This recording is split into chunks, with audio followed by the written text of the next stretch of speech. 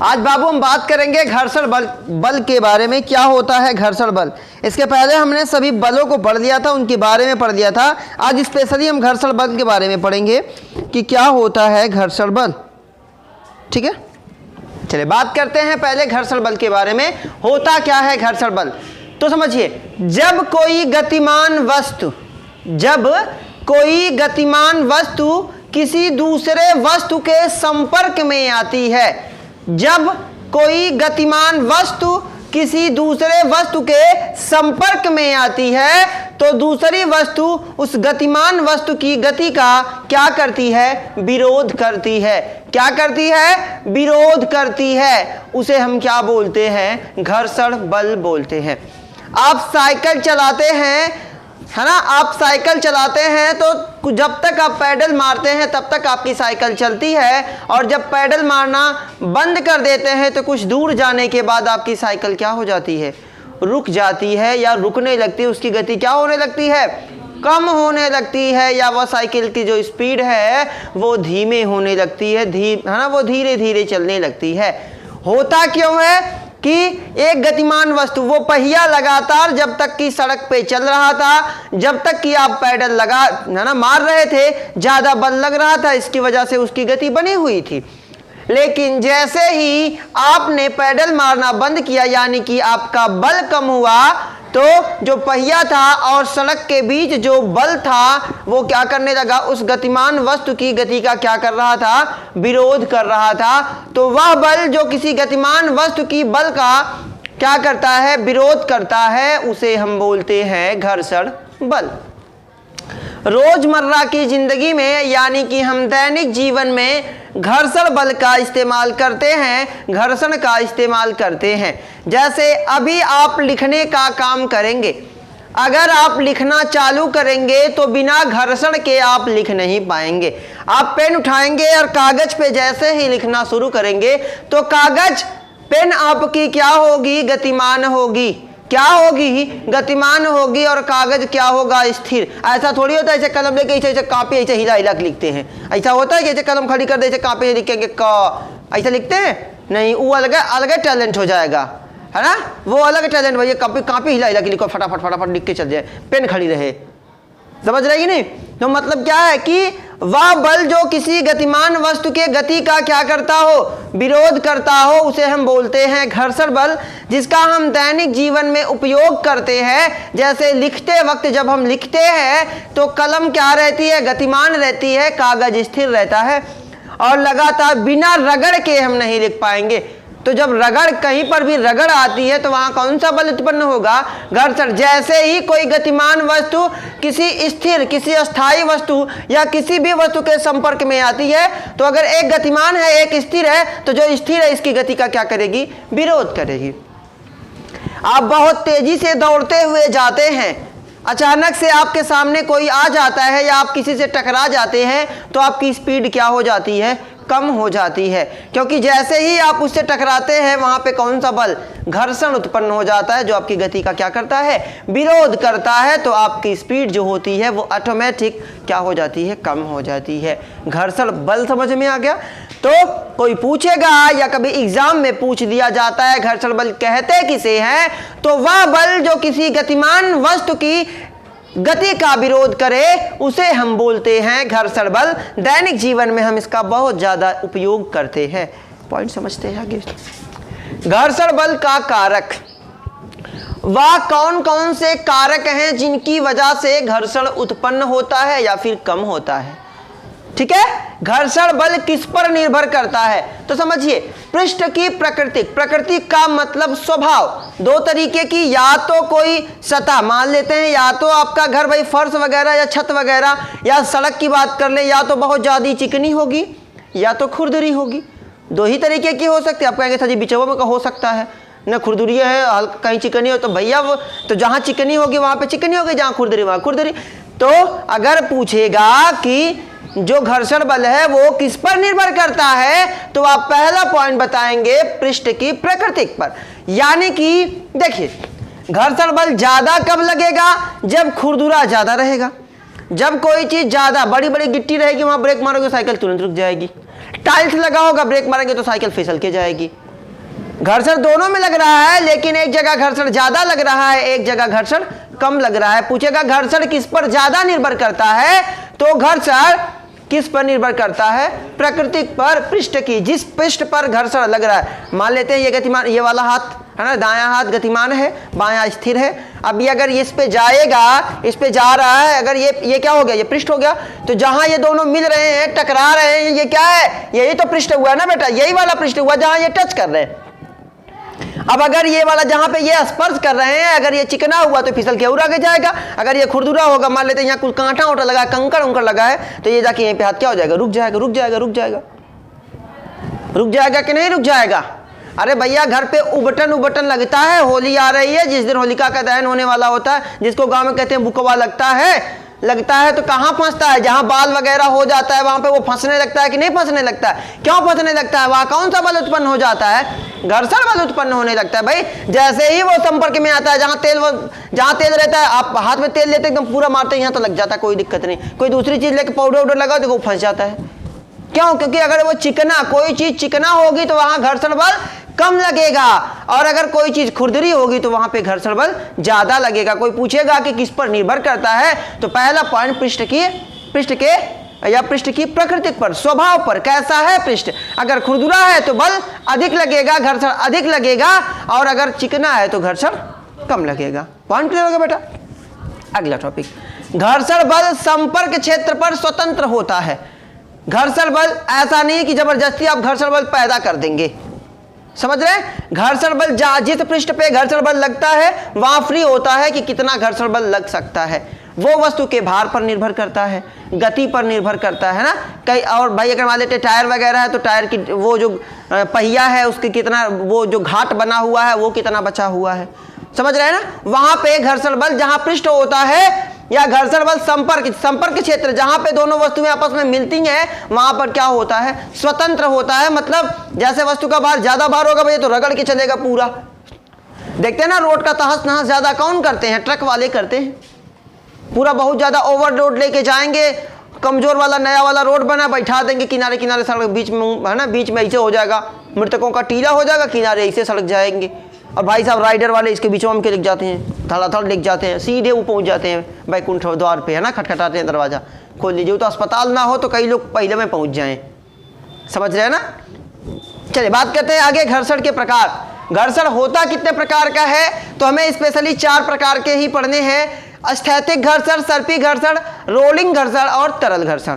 समझिए स्थैतिक घर्षण क्या होता है, वह बल जो किसी, मैंने आपको बताया ना घर्षण, जब मैंने आपको पढ़ाया था पिछले वीडियो में, तो मैंने बताया था कि घर्षण या वह बल जो किसी गतिमान वस्तु को क्या कर दे, स्थिर कर दे, किसी स्थिर वस्तु को क्या कर दे, गतिमान कर दे, तो वो क्या कहलाता था, घर्षण बल कहलाता था। वैसे ही उसी के आधार पे जो बल होता है घर्षण बल, वो 4 प्रकार का है। स्थैतिक बल, स्थैतिक का मतलब स्थित, जब कोई वस्तु स्थित होती है उसे गति प्रदान करने वाला बल क्या कहलाता है, स्थैतिक बल कहलाता है।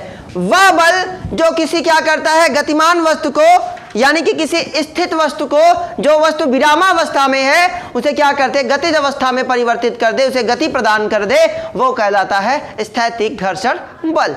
दूसरा सर्पी घर्षण बल। अब देखो सर्पी, ये देखो समझ जाओ, है ना। सर्पी घर्षण बल क्या होता है कि दो ठोस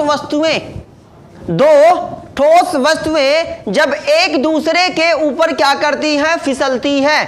क्या करती हैं, फिसलती हैं। इसे दूसरी भाषा में गतिज बल भी बोला जाता है, सर्पी घर्षण बल को, है ना। जब कोई दो ठोस वस्तुएं एक दूसरे के ऊपर फिसलती हैं तो वहां पे कौन सा घर्षण उत्पन्न होता है, वहां पे उत्पन्न होता है सर्पीय घर्षण बल। तीसरा समझते हैं रोलिंग घर्षण बल। कुछ वस्तुएं ऐसी होती हैं जो गोल होती हैं, जैसे गेंद की बात कर लें, साइकिल की बात कर लें, जो लुढ़क के जाती हैं। जब कुछ वस्तुएं लुढ़क कर जाती हैं तो उनका कुछ ही संपर्क क्षेत्र आएगा। आपका पहिया पूरा संपर्क में आता है, ज्यादा लंबा आता है। कुछ वस्तुएं होती है थोड़ा सा संपर्क में आती है, बाल का केवल नीचे वाला संपर्क में आता है, थोड़ा सा आता है ना, बाकी पूरा गेंद तो उसी पे टिकी होती है, छोटे वाले पे। होता कि नहीं होता। अरे भाई बैट बॉल खेलते हैं तो बॉल आती है तो पूरा बाल चौकोर में बाल को मारते, पूरा घेर के कुल जगह मारते हैं। केवल एक जगह ये बॉल आई, यहाँ टकराई तो ये वाला टकराया ना, ये टकराया गया, अब ऐसा थोड़ी कि यहाँ भी मारेंगे यहाँ मारेंगे तो गेंदा तो फट जाएगा, चारों कोर से मारेंगे तो, समझ रहे हैं ना। तो रोलिंग घर्षण बल वह बल जो किसी लुढ़कती हुई वस्तु पर लगता है, वह घर्षण बल जो किसी लुढ़कती हुई वस्तु पर लगता है उसे बोलते हैं रोलिंग घर्षण बल। समझ रहे, कोई बाल जब आप मान लेते हैं ऐसे कोई जगह है, यहाँ से बाल को लुढ़काते हैं तो ये लुढ़क के जाती तो है, लेकिन इसकी गति क्या होती जाती है, कम होती जाती है, क्योंकि ये जहाँ जहाँ टच होगी, जहाँ जहाँ टच होगी वहाँ उसकी गति क्या होगी, कम होगी। आप जानते हैं कि जैसे ही कोई गतिमान वस्तु किसी स्थित या किसी स्थित वस्तु के संपर्क में आती है, क्या होता है, उसका क्या करती है, वो विरोध करती है। जब कोई गतिमान वस्तु किसी स्थित वस्तु के संपर्क में आती है तो वो स्थित वस्तु या वह बल जो किसी गतिमान वस्तु की गति का क्या करता है, विरोध करता है, वही तो घर्षण होता है। तो भाई बाल लुढ़क के जाएगी तो संपर्क में आ रही कि नहीं आ रही, आ रही कि नहीं आ रही, आ रही। भाई किसी जगह पे आप लुढ़काएंगे तो यहाँ संपर्क में आ रही है, तो जब संपर्क में आएगी तो इसकी गति में क्या होगा, है ना, परिवर्तन होगा, कम होगी कम होगी कम होगी। और बहुत ज़्यादा अब भाई अब ऐसा लुढ़काए हैं तो है ना, तब तो गुरुत्वाकर्षण होगा, ग्रेविटी हो गया, वो खींच रही है उसे, समझ रहे हैं। नॉर्मल करेंगे जाते जाते कुछ समय के बाद वो क्या हो जाएगी, रुक जाएगी। अब पूरा ऐसा ही रहेगा तब थोड़ी, तब तो वो लुढ़कती चली जाएगी, समझे, तब तो गुरुत्वाकर्षण काम करने लगा। ठीक है, आगे बात करते हैं। तरल घर्षण बल। तरल घर्षण बल क्या होता है, तरल वस्तु में लगा बल। जब कोई वस्तु जैसे नाव वगैरह होती है, आप सोचते हैं ना, नाव देखते हैं ना, नाव पानी में जाती है तो क्या उस पर घर्षण नहीं लगता, लगता है, लेकिन उसका जो शेप होता है, उसका जो आकार होता है, या ऐसे होता है, इसकी वजह से वो धारा को काट देती है। समझ रहे हैं, मैंने बताया ना वस्तु की पृष्ठ की प्रकृति कैसा है, प्रकृति अगर प्रकृति भाई अगर ये ऐसा नहीं ऐसे चौकोर होगा तो पानी रोकेगा कि नहीं, स्पीड को रोकेगा कि नहीं रोकेगा। अरे भाई मैं दूसरा उदाहरण आपको आसान दे रहा हूँ, बाइक वगैरह पे आप कभी बैठे तो खटिया लेके बैठ जाओ, एक बार खटिया लेके बैठो, गाड़ी तेज से चलाओ, देखो हवा रोकेगी तो आपकी खटिया ऐसे से गिरेगी।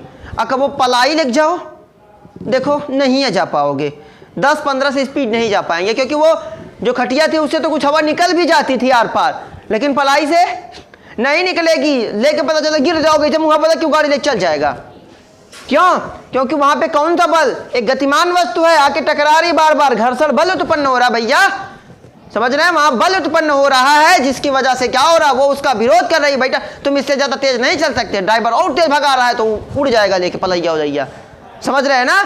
वैसे ही तरल पानी में भी बल काम करता है, वो कहलाता है तरल घर्षण बल।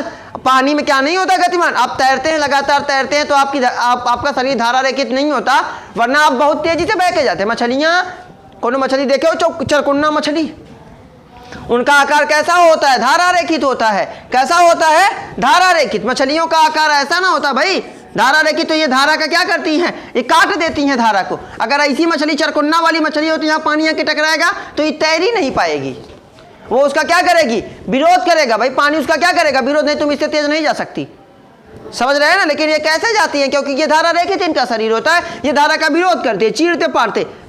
सुई चरकुन्ना हो तो कैसे लगाएंगे, सोच लो, जैसे बैठ है वैसे सुई हो तो शर्ट को फाड़ के फिर में धागा नाएंगे, ऐसे निकालेंगे, फिर एक जगह फाड़ेंगे तो पता जितना सिएंगे नहीं उसे तो फाड़ डालेंगे, होगा कि नहीं होगा, आप सोचो। क्योंकि उसका आकार नुकीला है, इसकी वजह से वो धारा रेखित है, घर्षण कम लग रहा है, आराम से भैया सी लेंगे, समझ रहे हैं ना। तो किसी तरल में लगा हुआ बल क्या कहलाता है, तरल घर्षण बल कहलाता है।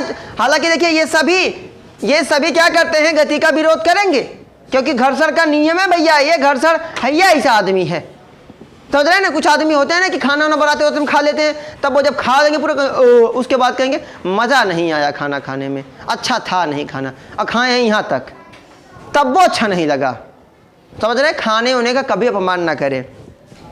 अगर खाना अच्छा नहीं भी बना है खा लो, पेट में गया ना, खिलाया ना तुम्हें वो आदमी, फिर भी आप अगर ये कह के चले आते हैं कि अच्छा नहीं बना, तो ये आपकी समझ लीजिए बेवकूफ़ी है।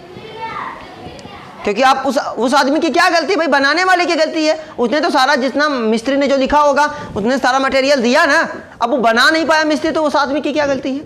तो वो आदमी कहीं मिलता है, यार तारे शादी में मजा ना आए, तो वो क्या है, वो दूसरी चीज़ हो गई, वो आपकी मानसिकता को दर्शाता है कि आप कैसे हैं। कभी खाने वगैरह का अपमान ना करें, समझ रहे हैं। चलिए बात करते हैं आगे, घर्षण के प्रभाव। क्या प्रभाव होता है घर्षण का, तो पहला पॉइंट, घर्षण क्या करता है, गति का विरोध करता है। ये तो हम बार बार समझते आ रहे हैं। जब कोई वस्तु बहुत तेजी से जाएगी, घर्षण क्या करेगा, उसका विरोध करेगा। साइकिल वाला उदाहरण मैंने आपको समझाया, दूसरा, वस्तुएं घिस जाती हैं, फट जाती हैं। क्या प्रभाव होता है? देखिए, आप देखते हैं वो नलकूप वगैरह ऐसे मशीन चलाते हैं जिसको चापाकल बोलते हैं, ऐसे चलाते हैं तो जहाँ बिचवा में जहाँ लगा होता है, जहाँ से बल पड़ता है, वहाँ का लोहा क्या होता है? बार बार घिस जाता है। घिस जाता कि नहीं घिस जाता? या ट्यूबवेल वगैरह चलता है तो जहाँ पे पट्टा चलता है वो वाला जिस पे लगता है, जो जिसको पुल्ली बोला जाता है, लगातार उस पर चलता है, वो क्या होती है? फट जाती कि नहीं फट जाती? कल की बात कर लें, कल में जगह ऐसे बिंदु बिंदु लगा होता है, जो घटवा बना होता है, वो क्या होता है? कुछ दिन के बाद चलते चलते क्या होता है? टूट जाता है, फट जाता है। होता कि नहीं होता? तो लगातार घर्षण का यही प्रभाव होता है। इससे नुकसान भी होता है, फायदा हम पढ़ेंगे, नुकसान क्या होता है, फायदा क्या होता है घर्षण से। तो क्या करता है? इसकी वजह से, घर्षण की वजह से वस्तुएं क्या हो जाती हैं? घिस जाती हैं और फट जाती हैं। अरे भाई आप ही करो ना, बीच में एक ट्रेंड चला था, कुछ लड़का यहाँ रगड़ रहे थे मथवा पे, यहाँ रगड़ रगड़ के रगड़, भाई तो यहाँ क्या, जब आप अपने यहाँ माथा पर रगड़ेंगे, इस वाले पोर्शन पे रगड़ेंगे तो रगड़ की वजह से यहाँ क्या होगा? पहले ब्लड जमेगा, फिर यहाँ का भाई चमड़वा क्या हो जाएगा? चमड़ा खत्म हो जाएगा। लगातार जब किसी चीज़ को लगातार रगड़ेंगे तो वहाँ क्या उत्पन्न होती है? उष्मा। क्या उत्पन्न होती है? उष्मा। तो लगातार रगड़ेंगे तो यहाँ गर्मी उत्पन्न होगी, और गर्मी उत्पन्न होगी तो माथा जल जाएगा, यहाँ दाग पड़ जाएंगे, और परमानेंट वाला टीका बन जाएगा। कुछ महीना तक टीका बन जाएगा, फिर दवा करेंगे, फिर टिका जाएंगे। कौन मजा ही करने में, समझ रहे हैं ना? तो वस्तुएं घिस जाती हैं और फट जाती हैं। कल किसी कोई वस्तु होता है, उनके पुर्जे वगैरह खराब हो जाते हैं। आपकी साइकिल ले लो भाई, हम साइकिल की बात करें, लगातार पाइडल मारते हैं, पाइडल होती है ना, ऐसे पूरा घूमती घूमती एक तो छर्रवा खराब हो जाता है, एक तो छर्रवा निकल जाता है, फिर घर्षण बल पूरा काम करने लगता है। ग्रीस ना लगाई जाती है पौडुलिया में, मोबिल देते हैं कि नहीं देते हैं पैडल के अंदर? ना देंगे तो कुछ दिन के बाद वो सूख जाएगा, और सूख जाएगा तो तुम्हारा एक ठो क्या बोलते हैं उसको, छर्रवा निकल जाएगा, और निकल जाएगा, अब घर्षण आ गया भाई, एक ठो छर्रा निकला, अब जगह मिल गई उसे घर्षण है ना पाने की, अब वो लगेगा रगड़ने, तब तुम्हारी आवाज़ करेगी चूं का चूं ना, पाडिल आवाज़ करती है, एक बार मारेंगे तो पूरा आवाज़ करती है, घंटी की जरूरत है नहीं है। होता कि नहीं होता? तो घर्षण हो गया भाई, वहाँ घर्षण उत्पन्न हो गया। तो लगातार घर्षण कैसे कम करेंगे, उस घर्षण को हम समझेंगे। तो लगातार घर्षण की वजह से होता क्या है कि वस्तुएं समाप्त हो जाती हैं, यानी कि फट जाती हैं, और कुछ वस्तुएं ऐसी होती है जो घिस जाती है। अगला टॉपिक समझते हैं। घर्षण से क्या उत्पन्न होती है? उष्मा। मैंने आपको बताया ना, किसी वस्तु को लगातार रगड़ेंगे तो क्या उत्पन्न होगी? उष्मा उत्पन्न होगी। नहीं भरोसा, अपना हाथ ही करके देख लीजिए, लगातार दोनों हाथ को रगड़िए, है ना, गर्मी आई कि नहीं आ गई? आ रही ना? तो ये क्या लगातार उत्पन्न होगी? उष्मा उत्पन्न होगी। लगातार किसी वस्तु को रगड़ेंगे तो क्या उत्पन्न होगी? उष्मा। आगे समझते हैं बेटा, घर्षण से नुकसान क्या होता है। तो घर्षण से पुर्जे वगैरह फट जाते हैं, मैंने अभी बताया। लगातार आप भाई उसका मेंटेनेंस करेंगे, कैसे मेंटेनेंस करेंगे हम पढ़ेंगे। तो क्या होता है, घर्षण से पुर्जे टूट जाते हैं, अधिक ऊर्जा व्यय होती है। अगर घर्षण जितना ज्यादा होगा उतना ज्यादा ऊर्जा क्या होगी? व्यय करनी पड़ेगी। आप ट्राली वगैरह पे किसी सामान को लेके जा रहे हैं और तुम्हारा पहिया इसे पूरा हिल रहा है, पूरा घर्षण लग रहा है, समझ रहे हैं? बड़का बड़का गोटी है तुम्हारे टायर में, सड़क खुरदरी है या बालू वगैरह है, बालू में बहुत ज्यादा घर्षण लगेगा, और तुम पीछे पूरा 2-4 भक्कू भूसा भर के लेके आ रहे हो, और जितना खींचोगे, जितना ज़्यादा बालू होगा उतना ज़्यादा घर्षण होगा, और जितना ज़्यादा घर्षण होगा उतना जान लगाना होगा। ढकेला पापा, जोर से खींचेंगे तो क्या होगा? ज़्यादा ऊर्जा व्यय होगी, ज़्यादा एनर्जी लगेगी कि नहीं लगेगी? बिल्कुल लगेगी भाई। जितना ज़्यादा घर्षण बल होगा उतना ज़्यादा आपको ऊर्जा देनी पड़ेगी। समझ गए बात को? अगला टॉपिक समझते हैं। वाहनों के टायर व जूतों की तली घिस जाती है। सड़क पे चलने वाले जो वाहन हैं, जो गाड़ियां हैं, उनके टायर वगैरह घिस जाते हैं। क्यों घिस जाते हैं? घर्षण की वजह से घिस जाते हैं। वो छोड़िए, आप दैनिक जीवन में आप जूता पहनते हैं भैया, है ना, वो प्लास्टिक वाला, जिसका तो प्लास्टिक का लगा है, फाइबर का लगा है, उनका तो नहीं। जिनका नॉर्मल वाला चप्पल है, जो फैशनेबल आजकल आया है, जो सोक्तवा वाला आया है, वो पहनेंगे तो करते करते सड़क पे चलेंगे तो घिस जाएगा, एकदम पतला हो जाएगा। कुछ लोग उसका भी मजा लेते हैं, जगह जगह छेद हो जाता है, वो मजा लेते हैं। हवादार चप्पल, समझ हैं? अब जिनकी मजबूरियां, उनकी तो बात छोड़ो, कुछ लोग शौक में पहनते हैं, है ना, हाँ, वॉकिंग करने के लिए बना देते हैं। आगे बात करते हैं घर्षण कम करने के उपाय। घर्षण को हम कम कैसे कर सकते हैं? तो पहला पॉइंट, चिकना व पॉलिश, है ना। चिकना, किसी तल ज्यादा, अगर तल, मैंने आपको यहाँ मत बताया था ना भाई कि अगर तल ज्यादा चिकना होगा तो घर्षण बल कम होगा, खुरदुरा होगा तो ज्यादा होगा। तो हम कैसे कम कर सकते हैं घर्षण बल को? सतह को चिकना बना देंगे, पॉलिश कर देंगे, तो क्या हो जाएगा? वो चिकना हो जाएगा। ठीक है? अरे भाई साबुन वबुन लगा के स्किन अपना ना चिकना करते हैं, या क्रीम लगा लेते तो चिकनी, एकदम तेल लगा देते तो क्या हो जाती है? चिकनी हो जाती है। दूसरा पॉइंट क्या कर सकते हैं? तेल व ग्रीस लगा के किसी वस्तु में साइकिल वगैरह में तेल दिया जाता है कि नहीं दिया जाता है? बाइक वगैरह में जहाँ क्लच वगैरह लगता है वहाँ पे दिया जाता है कि नहीं ग्रीस दिया जाता है? क्योंकि वो क्या हो, घर्षण कम लगे, वरना पता चला ऐसे खींचेंगे जोर से, भैया ब्रेक मारना, मारो मिलके, तब तक जाके लड़ जाएंगे। समझ रहे हैं ना? तो वो क्या करता है, वो ग्रीस या तेल क्या काम करते हैं, घर्षण बल को कम करने का काम करते हैं, जिसकी वजह से आप ब्रेक तुरंत पकड़ते तुरंत लगता है, पकड़ते हैं तुरंत लगता है। समझ रहे हैं? घर्षण नहीं होगा तो पता चले दोनों हाथ लगा के खींचेंगे, यार वाला अंडी छूट गया, थड़ा लड़ गए, अपने तो फुटबॉल किया, सामने वाले का मुंह फोड़ के आए हैं। ठीक है, तो वो घर्षण। अगला है बेयरिंग लगा के। कुछ ऐसी चीजें होती हैं जो जिसमें बेयरिंग जानते कि नहीं जानते भाई, बालने वाली मशीन वगैरह में लगता है, कल वगैरह में लगता है, वो बेयरिंग क्या करती है, वो सॉफ्ट होती है, वो आराम से चलने में मदद करती है। अगर वो नहीं होती बीच में, अब किसी भाई अगर यहाँ पे किसी वस्तु को रख के इसे लुढ़काना हो, बार बार लुढ़काना हो, तो इस वस्तु में क्या होगा, घर्षण उत्पन्न होगा, तो ज़्यादा ऊर्जा व्यय होगी, टूट भी सकता है रॉड, लगातार घिसेगा, है कि नहीं? लेकिन अगर बेयरिंग लग जाएगी तो बेयरिंग खुद ही घूमती है, उसमें कोनो घर्षण है नहीं, एकदम सॉफ्ट चलेगा, आराम से चलेगा। आपका जो पहिया है, साइकिल का पहिया, उसमें धुरी जो अंदर वहाँ लगी है वो भी तो बेयरिंग की तरह ही तो काम करती है। अगर वो धुरी ना हो, खाली तो लकड़ी लगी हो, पहिया पूरा घुमाना, तब घुमाओ। समझ रहे हैं? पता चला तो यहाँ जाएंगे, अरे मम्मी बहुत गर्म हो रहा है, मम्मी एकदम हालत खराब, उससे अच्छे तो पैदल आ गए होते। समझ रहे हैं ना? अगला टॉपिक क्या है, वायु तथा जल प्रतिरोध के धारा रेखित बना के। वायु मतलब वे चीजें जो हवा में चल रही हैं, जैसे जहाज देखे ना, कैसे वो कैसे बनी होती, ऐसे मछली के जैसे जहाजें बनी होती, उनका आगे वाला पोर्शन, चरकोन्ना जहाज देखे हो? गाड़ी वगैरह देखते हैं, मारुति वगैरह या कार वगैरह, उनका डिजाइन आगे से क्यों ऐसे पतला होता है, ताकि वो हवा को काट सके। चरकोन्ना अगर ऐसे बस जैसा होगा, है ना, ट्रक वरक जानते हैं ना, देखते हैं कि नहीं, खड़ा रहता है, लेकिन थोड़ा सा शेप ऐसा बनाया जाता है ताकि हवा टकराए और निकल जाए। अगर ऐसे चरकोन्ना रहेगा तो हवा आके टकराएगी और रोक देख पता शीशा फोड़ के आगे मुंह लग गया ड्राइवर साहब के, फिर रोकेंगे गाड़ी, और ये ससुरा हवा में चल गया, तब एक ठो निकालेंगे, है ना? समझ रहे हैं? एक ठो कांच निकालेंगे। वो यही रीजन होता है कि जो वायु और जल में जो वस्तुएं चल रही हैं, गति कर रही हैं, उन्हें धारा रेखित और वायु के रेखित बनाया जाए ताकि वो आसानी से गति कर सके, वरना बहुत ज़्यादा एनर्जी फिर होगी, वो खराब होंगी, टूट फूट ज़्यादा लगी रहेगी। ठीक है, घर्षण के लाभ क्या होता है? घर्षण लिखने में मैंने बताया ना कि अगर आपको लिखना है तो बिना घर्षण के आप लिख नहीं सकते। चलने में, आप चलते हैं तो आपके और सड़क के बीच घर्षण उत्पन्न होता है, जिसकी वजह से आप आसानी से चल पाते हैं। माचिस में, आप माचिस जलाते हैं तो कब अगर माचिस का वो जो तल होता है, जो फास्फोरस का बना होता है, अगर वो खुरदुरा कभी टच करके आज ही जाके देखेंगे वो खुरदुरा होगा, और वो खुरदुरा नहीं होगा तो आपकी माचिस उस पर रगड़ेगी नहीं। अगर वो फिसलन वाला होगा, ऐसे मारेंगे माचिस यहाँ भाग के जाएगी तो जलबे नहीं करेगी कभी। समझ रहे कि नहीं समझ रहे? आगे क्या कर सकते हैं, पहियों में लगाया जाता है। पहियों में जो गाड़ी वगैरह होती है उनके पहियों में घर्षण होता है, जिसकी वजह से आप ब्रेक मारते हैं तुरंत गाड़ी रुक जाती है। जो टायरों में कटिंग की जाती है वो किसके लिए की जाती है, तो वो घर्षण के लिए की जाती है। पॉइंट समझ में आ गया? अगला टॉपिक समझ लेते हैं, लकड़ी। जब लकड़ी वगैरह हम काटते हैं, अरबों से लकड़ियाँ जो काटते हैं तो लगातार कैसे काटते हैं, तो लकड़ी और आरे के बीच क्या काम करता है, घर्षण काम करता है। रगड़ की वजह से वो क्या होता है, कट जाता है। ये था आपका टोटल घर्षण के बारे में बेसिक से बेसिक जानकारियाँ और बहुत इंपॉर्टेंट पॉइंट। समझ में आ गया? Best of luck.